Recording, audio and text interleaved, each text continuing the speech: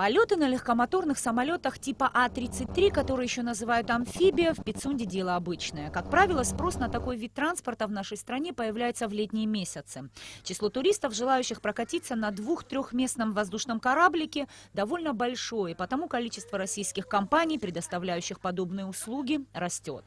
Многие годы эти полеты радовали туристов, и тогда мало кто задумывался над тем, насколько такая воздушная экскурсия опасна. Первый сбой произошел в начале июля. Тогда прогулочный самолет совершил жесткую посадку, в результате которой 3 человека получили тяжелые травмы. Все они были доставлены в Гагрскую ЦРБ. Позже их вывезли в Сочи для оказания дальнейшей медицинской помощи, так как у 2 пассажиров были серьезные травмы. Согласно межведомственному соглашению, они у нас регистрируются, и мы, даем решение о признании действительности сертификата летной годности. В соответствии с этим, они базируются на частном аэродроме в городе Пицунда.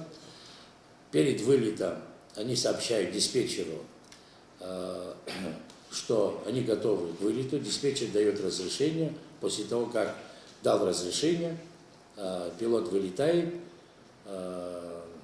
по тому коридору воздушному, который предоставлен диспетчером аэропорта города Сухум имени Владислава Григорьевича Артема.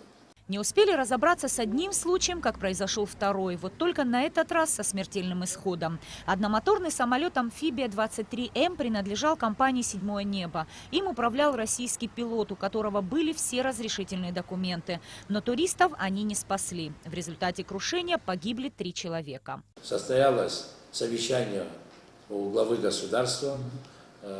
Было дано указание о приостановлении полетов всех легкомоторных самолетов до выяснения обстоятельств крушения. Сегодня в Абхазию приехала делегация Межгосударственного авиационного комитета. Вместе с абхазскими транспортниками они изучат оба дела. Пока известно лишь, что следствие рассматривает 2 рабочие версии – отказ двигателя и человеческий фактор. Вчера было принято решение создать комиссию техническую и направить для расследования на место авиационного происшествия.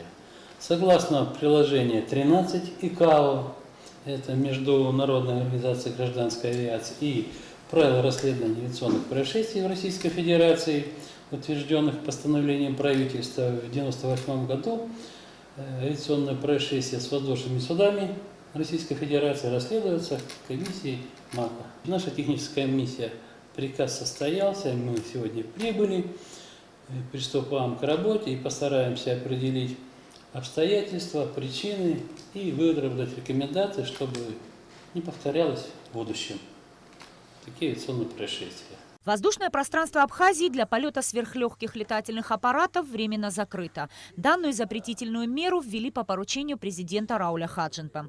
Все полеты приостановлены, пока не будут обнародованы результаты расследования. Нисфаршба Беслан Джинджолия, Абхазское телевидение.